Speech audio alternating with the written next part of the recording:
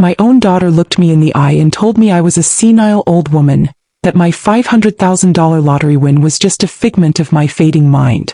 She didn't just steal my ticket, she tried to steal my sanity.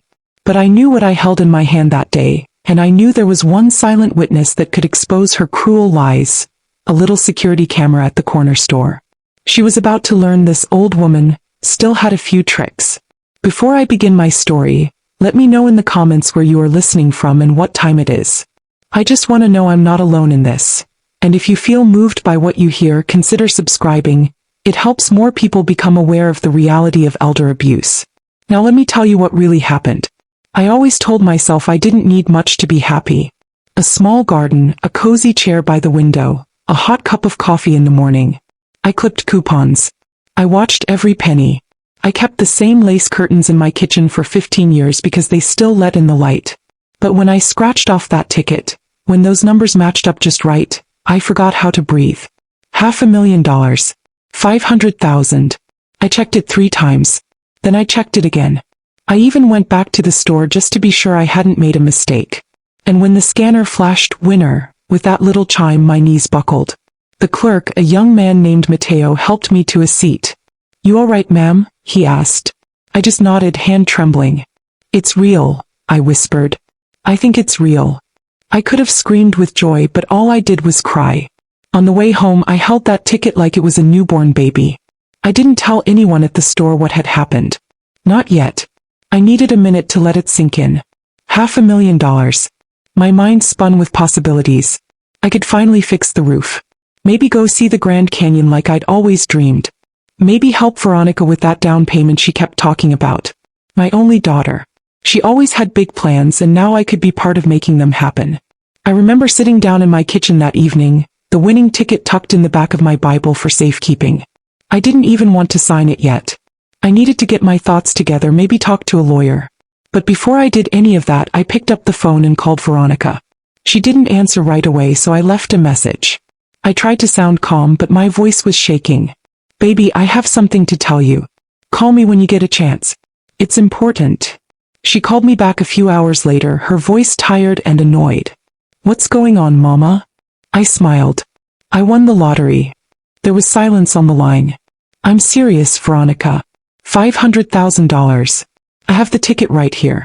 I haven't signed it yet. I was going to wait until—" "Wait, you haven't signed it?" she cut in.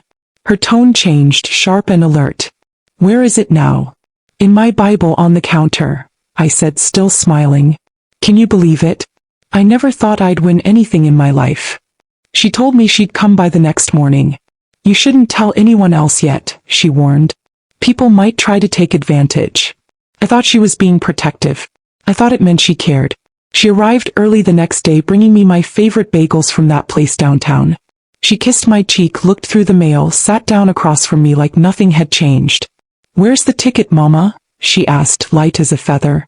I pulled it from the Bible, held it in both hands like a sacred scroll, and showed her. She took a photo of it for safekeeping, she said. I didn't mind. She was my daughter. That night, I went to bed feeling safer than I should have. I had locked my door sure. But I didn't hide the ticket again. I didn't even realize it was gone until the next afternoon. I searched everywhere. The kitchen. My room. The trash. I even looked under the fridge. Nothing. I called Veronica in a panic. "Mama, are you sure you didn't imagine it?" she asked. Her voice was calm. Too calm. "What do you mean, imagine it?" "You saw it. You've been tired lately.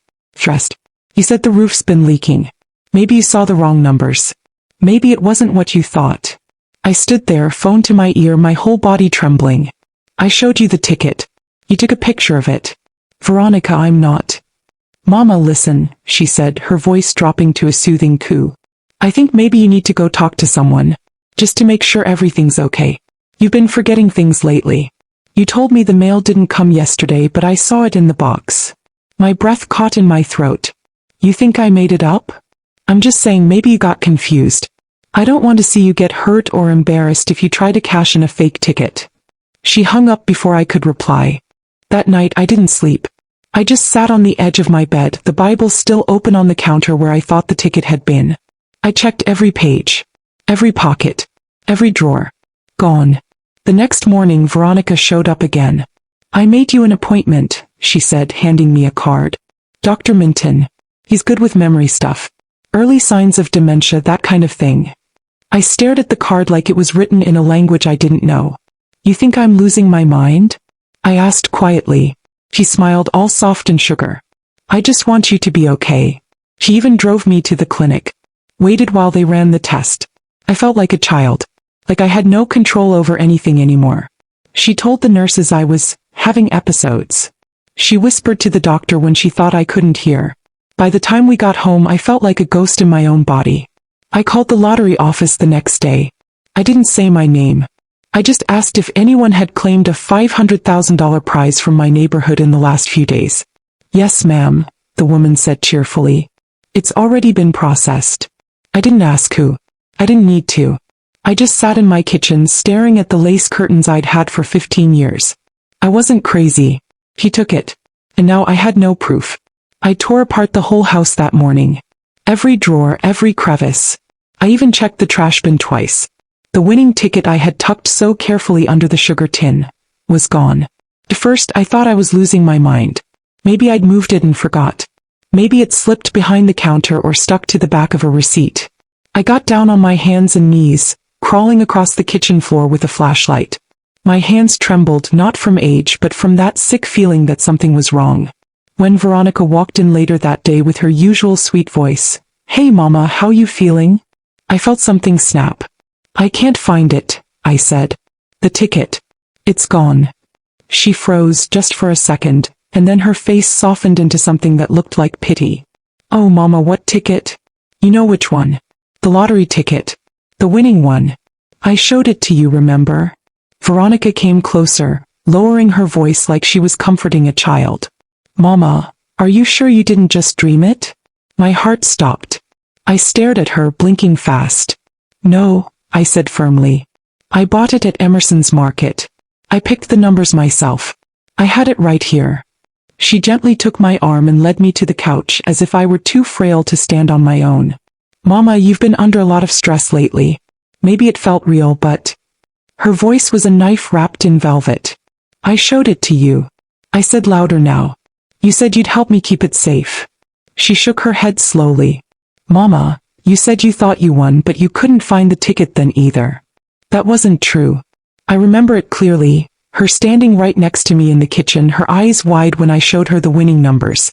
She said we should wait before signing it in case someone came knocking. I'd nodded. I was naive. And now, just 2 days later, she was acting like it never happened. "Don't you remember?"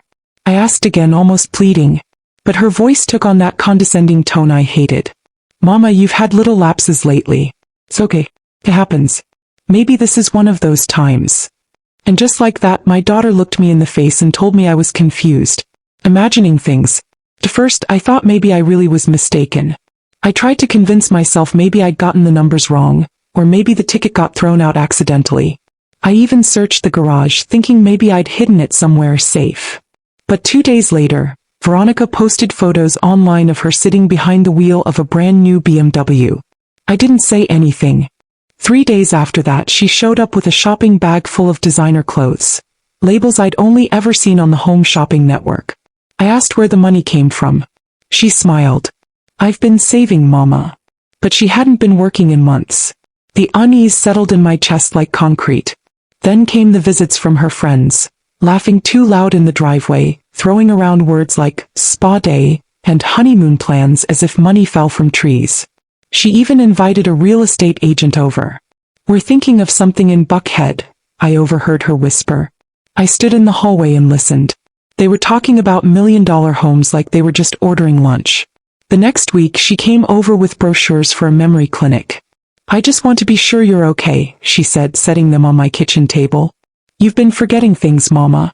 It might be time to get some clarity." "I'll go with you." I pushed the brochures away. "You think I'm crazy?" She smiled. "No, just concerned." I wanted to scream, but I couldn't, because part of me still wanted to believe my child wouldn't lie, that she wouldn't do this, that she wouldn't steal from her own mother, then try to convince the world I was losing my mind. But deep down I knew. I began to replay every moment. Her quick suggestion not to sign the ticket yet. Her visit the next morning when I wasn't home. The back door slightly ajar.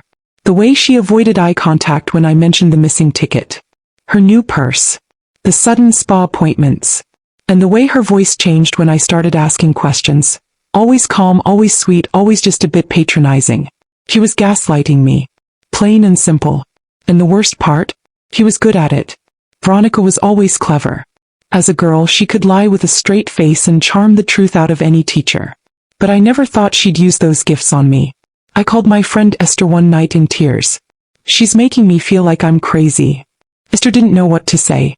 You know your mind, Agnes, she finally said. If you say you won, then you did.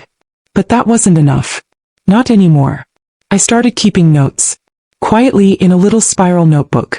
Every date, every comment, every strange coincidence.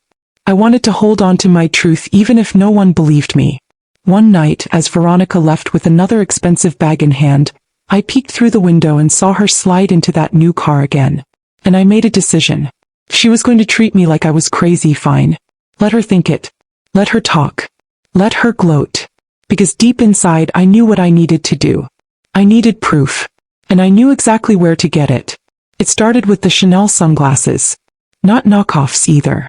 Real ones straight from the boutique in Atlanta. Veronica wore them like a crown, strolling into my house with her keys swinging from a new Gucci handbag and a smirk that barely tried to hide. Then came the Lexus. A pearl white SUV with leather seats and tinted windows that made her look like she was running a real estate empire. Lease deal, she said when I asked about it. They're practically giving them away these days. I nodded like I believed her. But my hands trembled behind my back. The audacity, it was almost artful.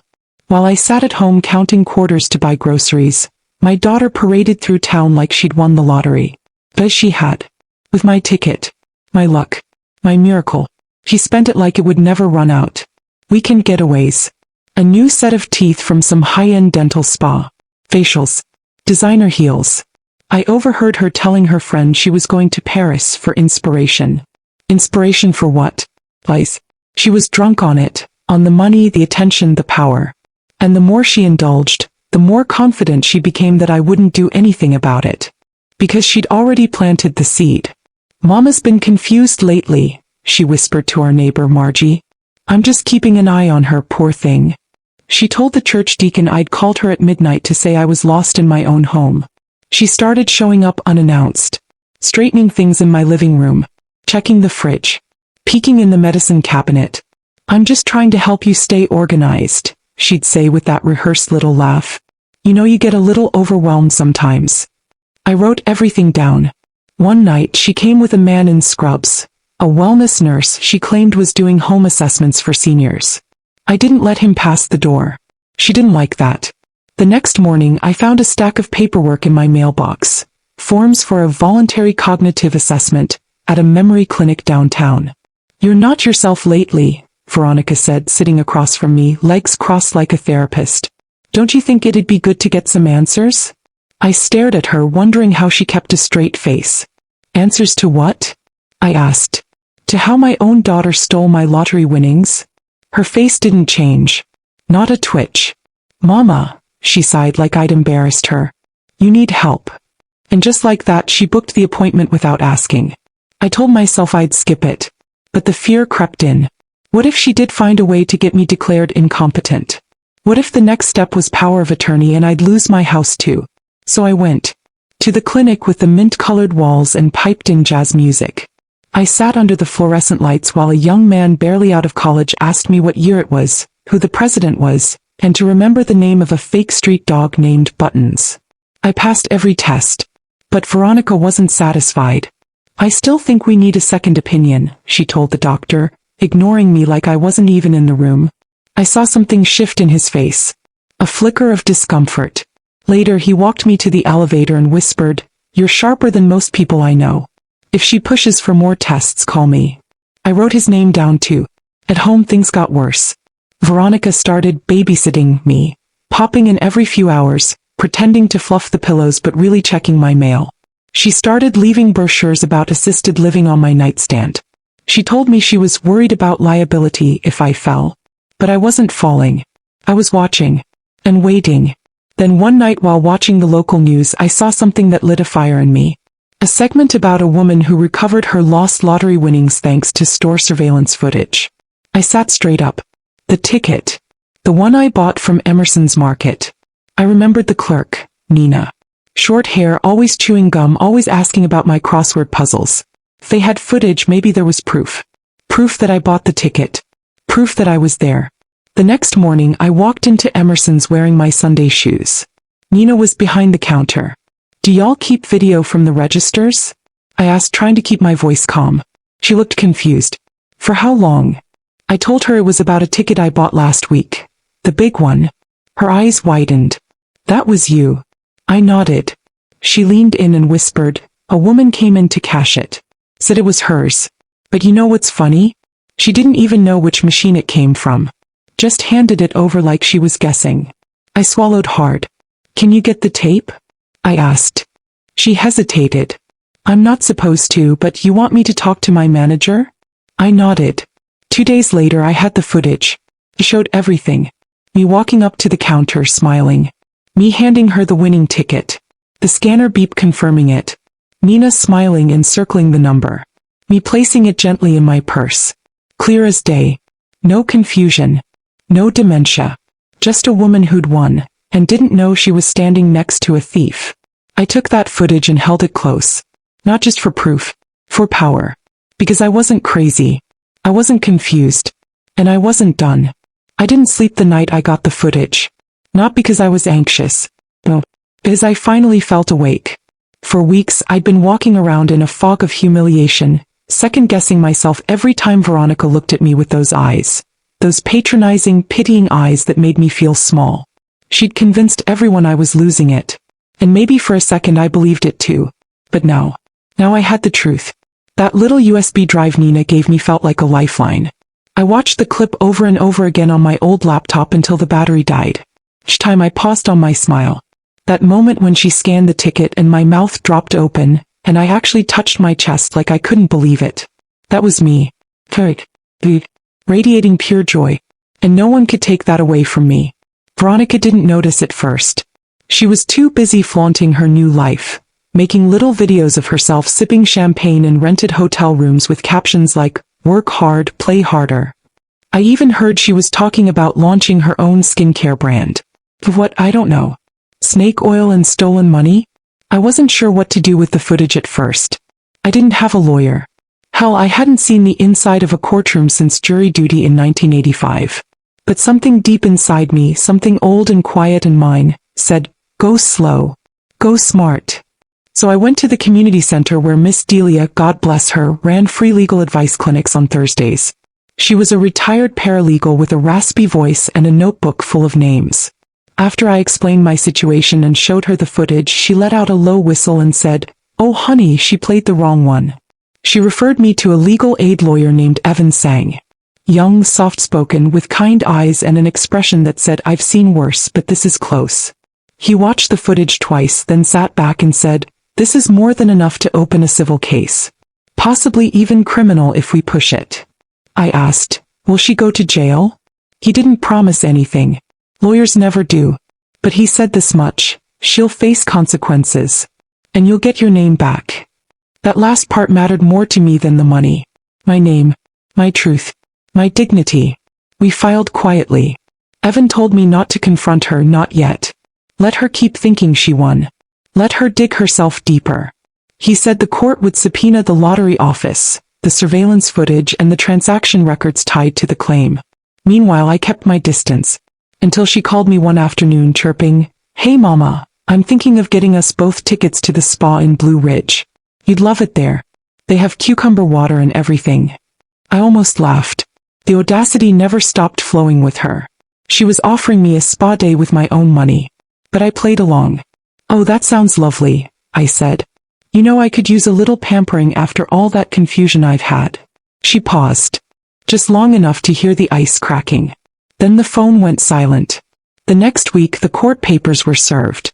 Evan told me she showed up to his office the next day red-faced and furious, screaming about elder abuse and slander. "She said you were mentally unstable," he said, "and that the footage was fake." I just blinked. Fake? She really thought she could lie her way out of video proof. That's when I knew Veronica didn't just steal from me, she lived in her lies now. They were her only furniture. The court date was set. I wore my navy dress, the one I'd saved for special occasions, and brought every note I'd written, every date I'd logged, every detail she'd overlooked. Veronica showed up wearing white like she was the victim in a soap opera. Even cried a little during her statement. Told the judge I had spirals, and that she was just trying to protect her mother from financial predators. But then we played the footage. Silence. It played once. Then the judge asked for it again. There I was. Right on screen. Smiling. Stable. Sane. And holding the exact same lottery ticket she cashed in. When it ended, the judge turned to Veronica and asked, "Do you have any explanation for this?" She opened her mouth. Closed it. And for the first time since all this began, she looked small. Not defeated. Just seen. The ruling came down faster than I expected. Restitution. Full recovery of remaining funds. Seizure of assets purchased with the winnings. Potential fraud charges pending further review by the district attorney. She didn't speak to me afterward. She just stormed past, her heels clicking like gunshots on the tile. But I stood there, still as stone, heart thudding in my chest. Not with victory, but with relief. Not because I won the money back. Because I wasn't crazy. Because I knew what had happened. And finally, so did everyone else. I didn't gloat. It would have been easy. To post the footage online. To call every cousin and auntie who'd believed Veronica's lies and rub the truth in their faces. But I didn't. I just went home, closed the door, and let myself cry. I cried not for the money or even the pain of being humiliated in public. I cried for the years I had loved someone who would rather see me institutionalized than admit they were wrong. I cried because my only daughter saw me not as her mother, but as a burden in the way of her fantasy life. The sheriff's deputy came with a moving company 3 days after the ruling. He knocked politely, read out the order, and told Veronica she had 48 hours to vacate the condo she'd bought in Buckhead. Her sports car was towed not long after. The Rolex, the designer handbags, tagged for auction. I didn't attend the auction. I didn't want to see vultures circling my pain. But I did keep one thing. A little glass dish from her kitchen. One I had given her back in 2009 as a housewarming gift. It was cracked now, chipped at the edge. But it was mine.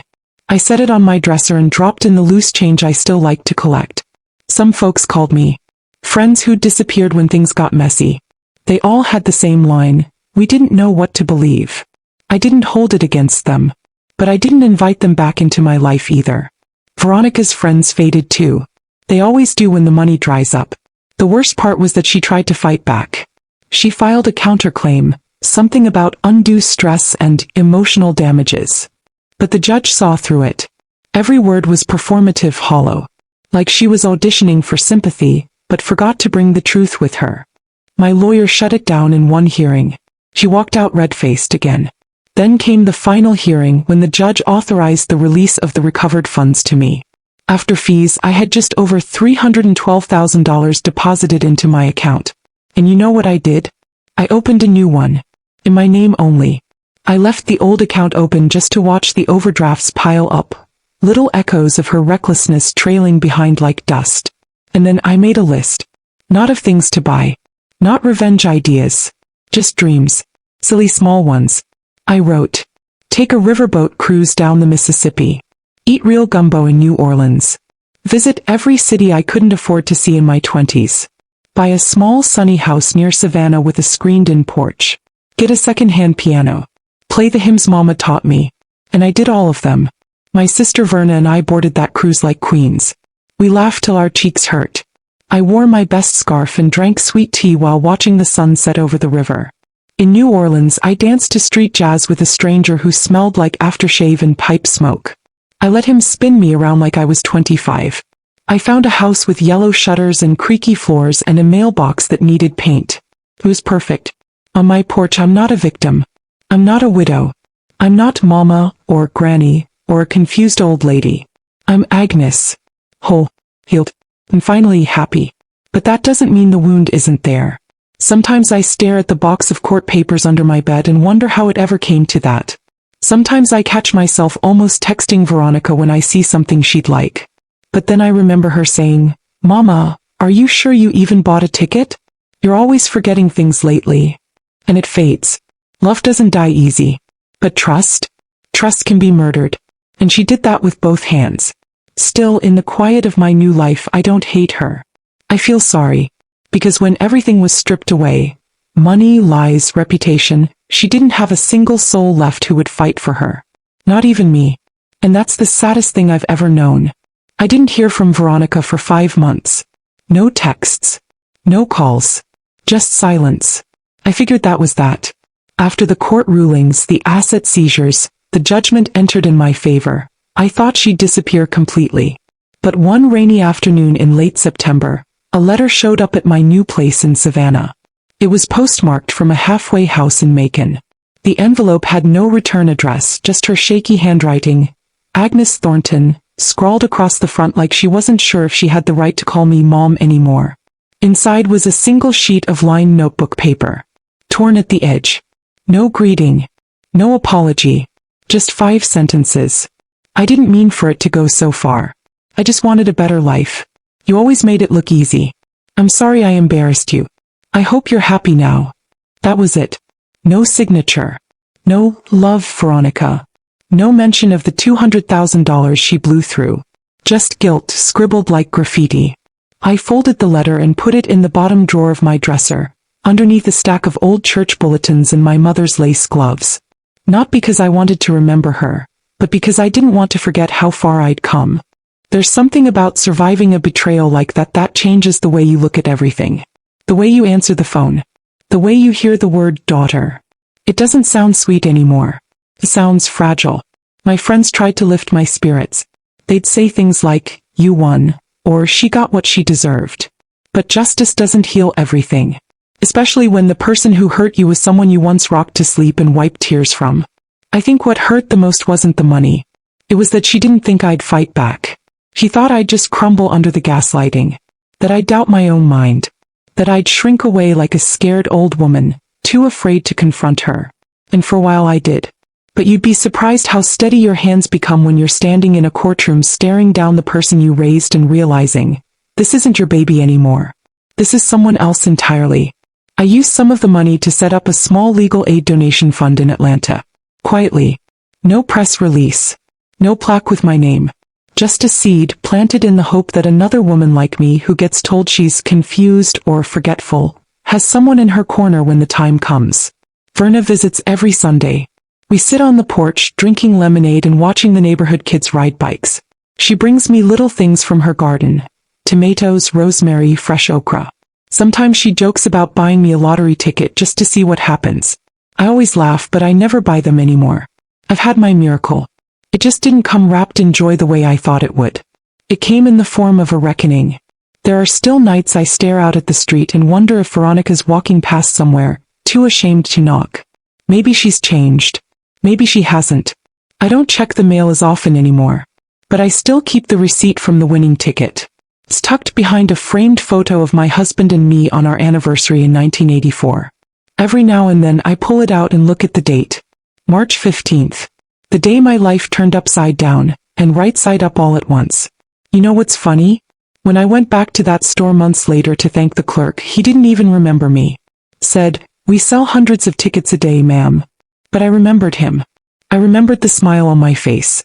The way I clutched that ticket like it was sacred. The way I floated out of that store thinking, this is going to change everything. And it did. Just not the way I expected. People think justice is loud. That it's courtroom gavel bangs and breaking news headlines. But real justice? It's quiet. It's when you can sleep at night. When your name is yours again. When you pour your coffee in the morning and don't flinch when the phone rings. That's what I have now. Peace. And peace, I've learned, is not the absence of pain. It's the presence of self. If I could speak to the women listening to my story, I'd say this. Don't let them convince you your memory's broken when it's their integrity that's gone. Don't let the people you love twist that love into a leash. Don't let betrayal become your identity. Because even when they steal what's yours, even when they try to call you crazy, what's true will always leave a trail. In my case, it was a crumpled security tape. In yours, it might be something else. But never stop trusting the voice inside you. Took me nearly 70 years to finally listen to mine.